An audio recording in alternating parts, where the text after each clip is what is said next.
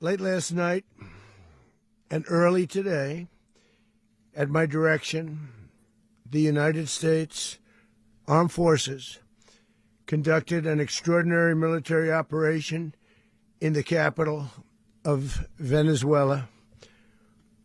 Overwhelming American military power, air, land, and sea, was used to launch a spectacular assault. And it was an assault like people have not seen since World War II. It was a force against a heavily fortified military fortress in the heart of Caracas to bring outlaw dictator Nicolas Maduro to justice. This was one of the most stunning, effective, and powerful displays of American military might and competence in American history. And if you think about it, we've done some other good ones, like the attack on Soleimani, the attack on al-Baghdadi, and the obliteration and decimation of the Iran nuclear sites just recently in an operation known as Midnight Hammer. All perfectly executed and done. No nation in the world could achieve what America achieved yesterday, or frankly, in just a short period of time. All Venezuelan military capacities were rendered powerless as the men and women of our military, working with U.S. law enforcement, successfully captured Maduro in the dead of night. It was dark. The lights of Caracas were largely turned off due to a certain expertise that we have. It was dark and it was deadly. But captured along with his wife, Celia Flores, both of whom now face American justice. Maduro and Flores have been indicted in the Southern District of New York, Jay Clayton, for their campaign of deadly narco-terrorism against the United States and its citizens. I want to thank the men and women of our military who achieved such an extraordinary success overnight with breathtaking speed, power, precision, and competence. You rarely see anything like it. You've seen some raids in this country that didn't go so well. They were an embarrassment. If you look back to Afghanistan, or if you look back to the Jimmy Carter days, they were different days. We're a respected country again, like never before. These highly trained warriors, operating in collaboration with U.S. law enforcement, caught them in a very ready position. They were waiting for us. They knew we had many ships out in the sea, we're just sort of waiting. They knew we were coming. So they were in what's called a ready position. But they were completely overwhelmed and very quickly incapacitated. If you would have seen what I saw last night, you would have been very impressed. I'm not sure that you'll ever get to see it, but it was an incredible thing to see. Not a single American service member was killed, and not a single piece of American equipment was lost. We had many helicopters, many planes, many people involved in that fight. But think of that, not one piece of military equipment was lost, not one service member was, more importantly, killed. The United States military is the strongest and most fearsome military on the planet by far, with capabilities and skills our enemies can scarcely begin to imagine. We have the best equipment anywhere in the world. There's no equipment like what we have. And you see that even if you just look at the boats. You know, we've knocked out 97% of the drugs coming in by sea. 90%. Each boat kills on average, 25,000 people. We knocked out 97%. And those drugs mostly come from a place called Venezuela.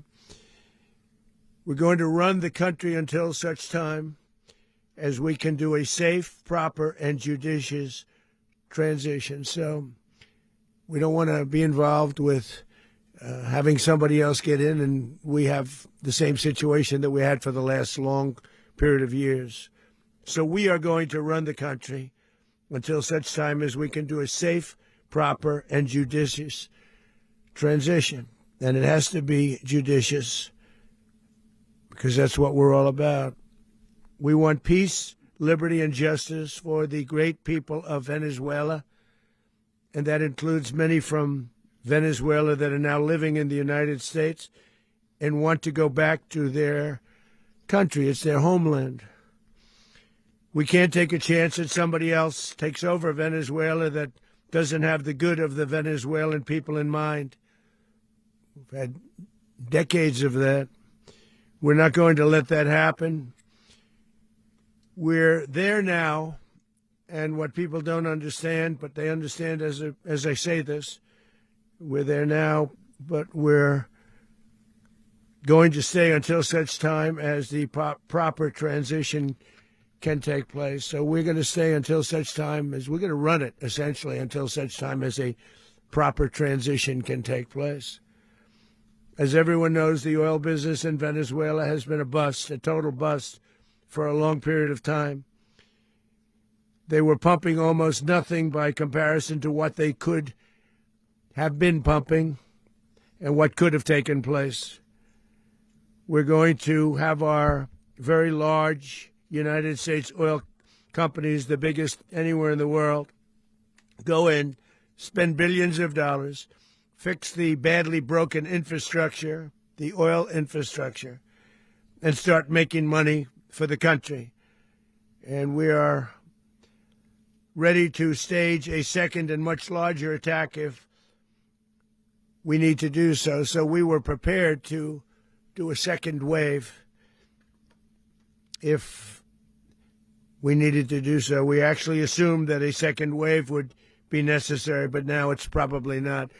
The first wave, if you'd like to call it that, the first attack was so successful, we probably don't have to do a second, but we're prepared to do a second wave, a much bigger wave, actually. This was pinpoint, but we have a much bigger wave that probably won't have to do.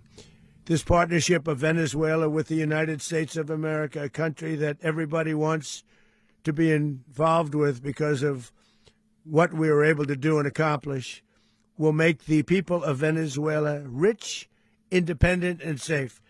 And it will also make the many, many people from Venezuela that are living in the United States extremely happy. They suffered. They suffered. So much was taken from them. They're not going to suffer anymore. The illegitimate dictator Maduro was the kingpin of a vast criminal network responsible for trafficking colossal amounts of deadly and illicit drugs into the United States. As alleged in the indictment, he personally oversaw the vicious cartel known as Cartel de las Solas, which flooded our nation with lethal poison, responsible for the deaths of countless Americans, the many, many Americans. Hundreds of thousands over the years of Americans died because of him. Maduro and his wife will soon face the full might of American justice and stand trial on American soil. Right now, they're on a ship. They'll be heading to, ultimately, New York, and then a decision will be made, I assume, between New York and Miami or Florida. But we have people where the overwhelming evidence of their crimes will be presented in a court of law. And I've seen it. I've seen what we have. It's both horrible and breathtaking that something like this could have been allowed to take place.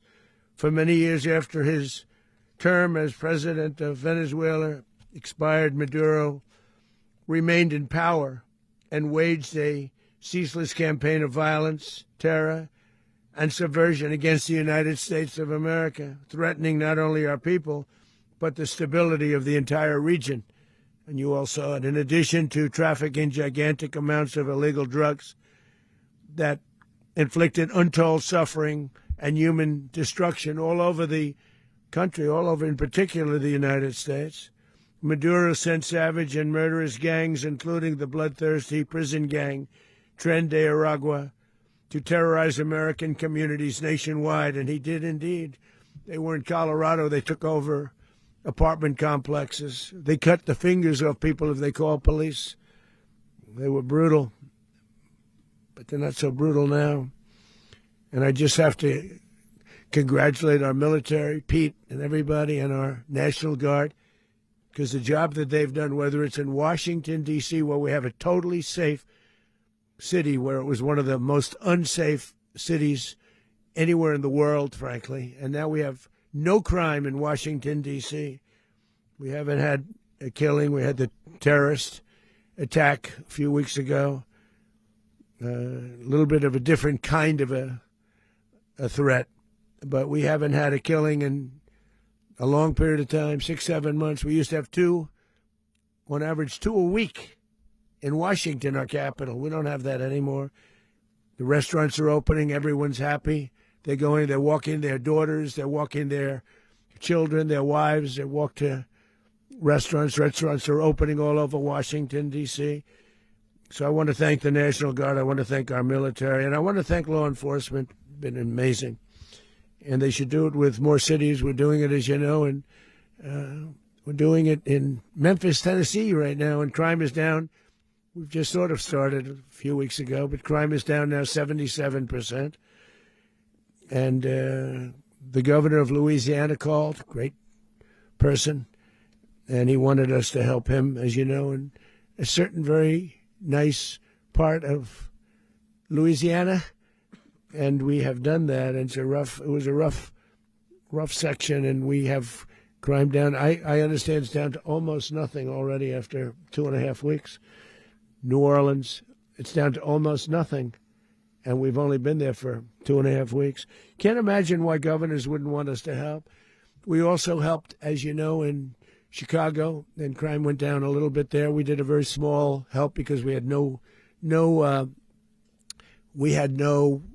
working ability with the governor. The governor was a disaster, and the mayor was a disaster, but it knocked down crime. But we're pulling out of there. When they need us, we'll know. You'll know. You'll be writing about it. And likewise, Los Angeles, where we saved Los Angeles early on, where the head of the police department made a statement that if the federal government didn't come in, we would have lost Los Angeles. That's long after the fires. That's when they had the riots in Los Angeles. We did a great job. Got no credit for it whatsoever, but that's okay. It doesn't matter. We don't need the credit. But we'll be pulling out when they need us. They'll call, or we'll go back if we have to. We'll go back. But we did a great job in various cities. But the place that we're very proud of is Washington, D.C., because it's our nation's capital. We took it from being a crime-ridden mess to being one of the safest cities in the country. But the gangs that they sent raped, tortured, and murdered American women and children. They were in all of the cities I mentioned, Tren de Aragua. And they were sent by Maduro to terrorize our people, and now Maduro will never again be able to threaten an American citizen or anybody from Venezuela. There will no longer be threats. For years I've highlighted the stories of those innocent Americans whose lives were so heartlessly robbed by this Venezuelan terrorist organization. Really one of the worst. One of the worst, they say the worst. Americans like 12-year-old Jocelyn Nungary from Houston. Beautiful Jocelyn Nungary, what happened to her? They, as you know, they kidnapped, assaulted, and murdered by Tren de Aragua animals. They murdered Jocelyn and left her dead under the bridge. There was a bridge that will never be the same to so many people after seeing what happened. As I've said many times, the Maduro regime emptied out their prisons, sent their worst and most violent monsters into the United States to steal American lives. And they came from mental institutions and insane asylums. They came from prisons and jails. The reason I say both, they sound similar. Actually, prisons, a little bit more hostile, a little bit tougher. A mental institution isn't as tough as an insane asylum, but we got them both. They sent from their mental institutions. They sent from their jails, prisons. They were drug dealers.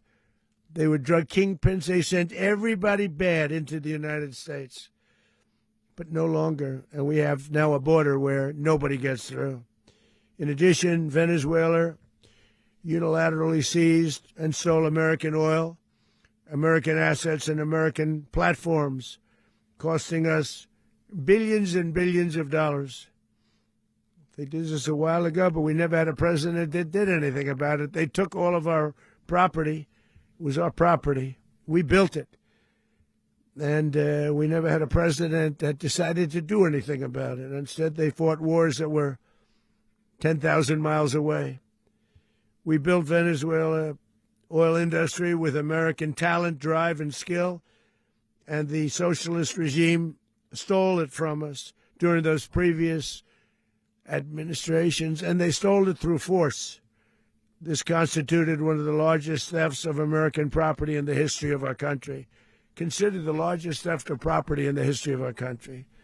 Massive oil infrastructure was taken like we were babies, so we didn't do anything about it. I would have done something about it. America will never allow foreign powers to rob our people or drive us back into and out of our own hemisphere. That's what they did. Furthermore, under the now deposed dictator Maduro, Venezuela was increasingly hosting foreign adversaries in our region and acquiring menacing offensive weapons that could threaten U.S. interests and lives. And they used those weapons last night. Potentially in league with the cartels operating along our border. All of these actions were in gross violation of the core principles of American foreign policy, dating back more than 2 centuries, and not anymore. All the way back, it dated to the Monroe Doctrines, and the Monroe Doctrine is a big deal, but we've superseded it by a lot, by a real lot. They now call it the Donroe Document. I don't know. It's Monroe Doctrine. We sort of forgot about it. It was very important, but we forgot about it. We don't forget about it anymore. Under our new national security strategy, American dominance in the Western Hemisphere will never be questioned again. Won't happen.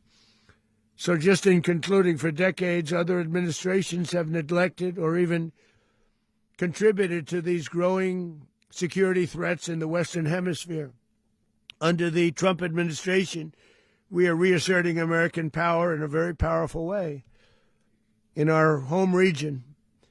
And our home region is very different than it was just a short while ago. The future will be, and we did this in my first term. We had great dominance in my first term, and we have far greater dominance right now. Everyone's coming back to us. The future will be determined by the ability to protect commerce and territory and resources that are core to national security. These are core to our national security. Just like tariffs are, they've made our country rich, and they've made our national security stronger than ever before.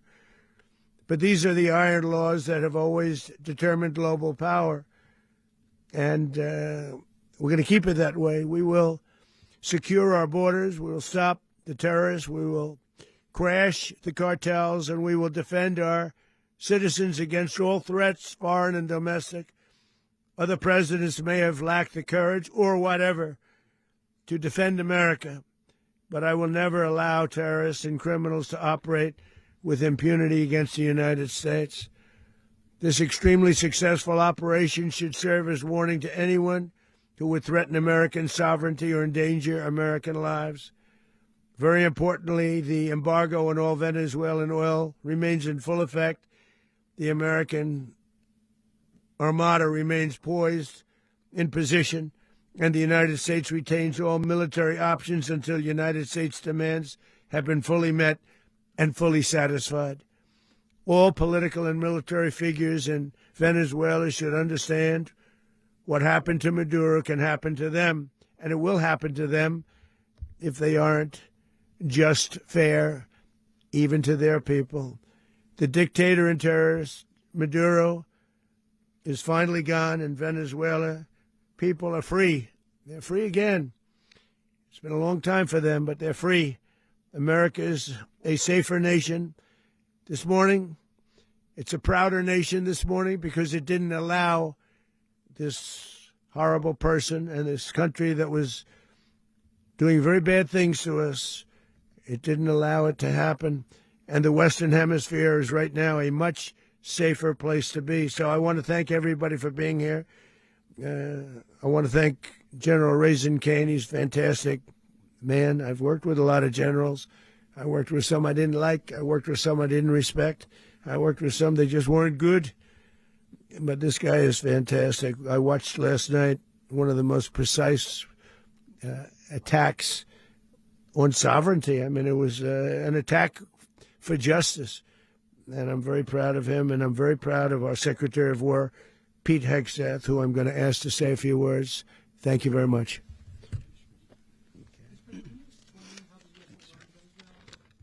Well, thank you, Mr. President.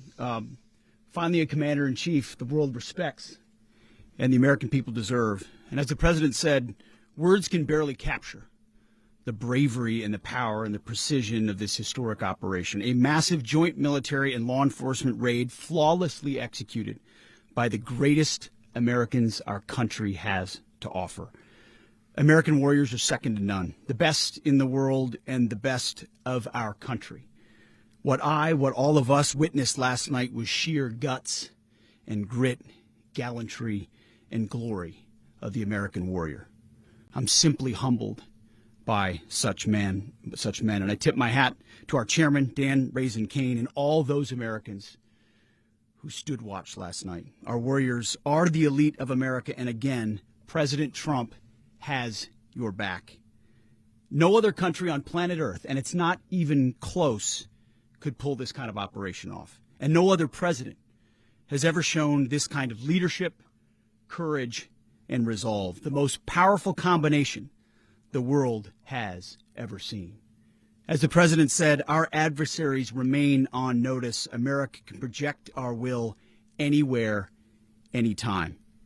The coordination, the stealth, the lethality, the precision, the very long arm of American justice, all on full display in the middle of the night.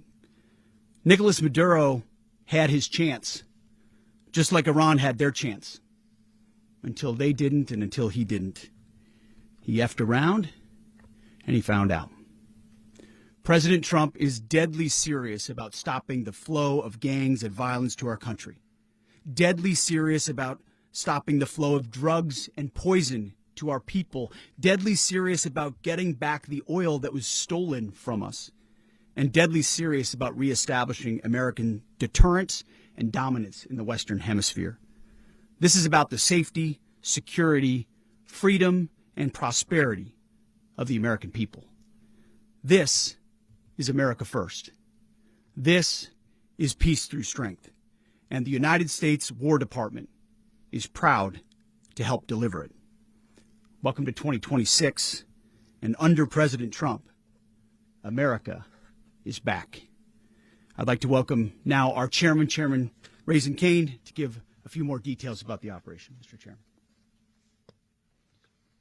Thank you, Mr. Secretary. Thank you, Mr. President, and good morning. Last night, on the order of the President of the United States and in support of a request from the Department of Justice, as the President said, the United States military conducted an apprehension mission in Caracas, Venezuela, to bring to justice two indicted persons, Nicolas and Cecilia Maduro. This operation, known as Operation Absolute Resolve, was discreet, precise, and conducted during the darkest hours of January 2nd and was the culmination of months of planning and rehearsal, an operation that, frankly, only the United States military could undertake. What I'd like to do this morning is talk to you through some of the preparation and the details without compromising any of our tactics, techniques, and procedures.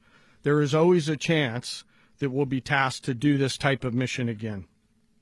Our interagency work began months ago and built on decades of experience of integrating complex air, ground, space, and maritime operations. While the past 2 decades have honed the skills of our special operations forces, this particular mission required every component of our joint force, with soldiers, sailors, airmen, Marines, and Guardians working in unison with our intelligence agency partners and law enforcement teammates in an unprecedented operation. We leveraged our unmatched intelligence capabilities and our years of experience in hunting terrorists, and we could not have done this mission without the incredible work by various intelligence agencies, including the CIA, NSA, and NGA.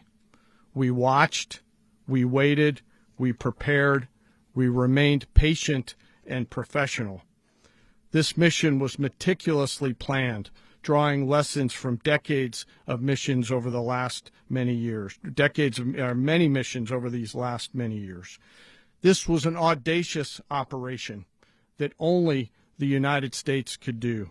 It required the utmost of precision and integration within our joint force. And the word integration does not explain the sheer complexity of such a mission. An extraction so precise it involved more than 150 aircraft launching across the Western Hemisphere in close coordination, all coming together in time and place to layer effects for a single purpose: to get an interdiction force into downtown Caracas while maintaining the element of tactical surprise. Failure of one component of this well-oiled machine would have endangered the entire mission, and failure is never an option for America's joint force. Those in the air over Caracas last night were willing to give their lives for those on the ground and in the helicopters. Let me talk a little bit about the preparation. After months of work by our intelligence teammates to find Maduro and understand how he moved, where he lived, where he traveled, what he ate, what he wore, what were his pets, in early December, our force was set pending a series of aligned events. Key was choosing the right day to minimize the potential for civilian harm and maximize the element of surprise, and minimize the harm to the indicted personnel so, as the President said, they could be brought to justice. And as the President said earlier today, weather in Venezuela is always a factor this time of the year. And over the weeks through Christmas and New Year's, the men and women of the United States military sat ready, patiently waiting for the right triggers to be met and the President to order us into action. Last night, the weather broke just enough, clearing a path that only the most skilled aviators in the world could maneuver through. Ocean, mountain, low cloud ceilings, but when tasked with a mission, this organization does not quit. At 10:46 p.m. Eastern Time last night, the President ordered the United States military to move forward with this mission. He said to us, and we appreciate it, Mr. President, good luck and Godspeed. And those words were transmitted to the entire joint force. Over the course of the night, aircraft began launching from 20 different bases on land and sea across the Western Hemisphere. In total, more than 150